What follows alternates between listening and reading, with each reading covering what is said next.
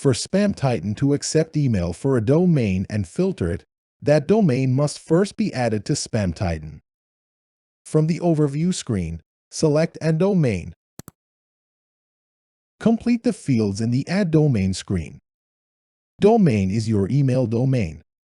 This can be either the server host name or IP address. Use the host name for Office 365 as IP addresses change.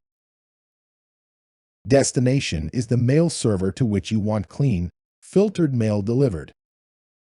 This is usually the external IP address or domain name of your website or your Office 365 domain name. 25 is the default SMTP port.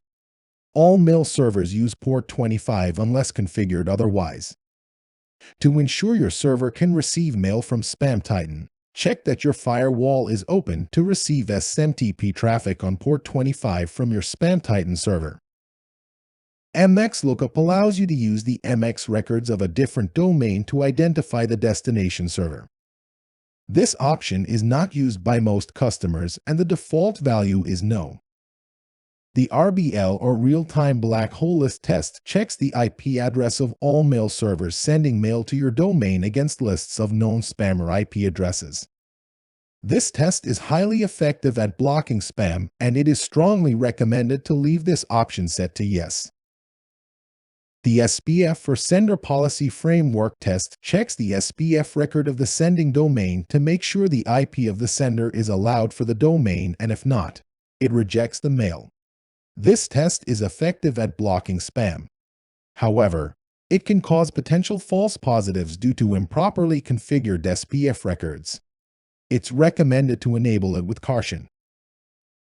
Graylisting allows you to enable or disable graylisting for this domain.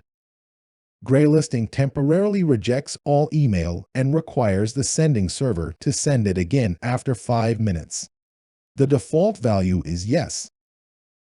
Recipient Verification allows SpamTitan to verify if a recipient's email address exists before sending them an email. If a user does not exist, it will block the email before reaching the mail server.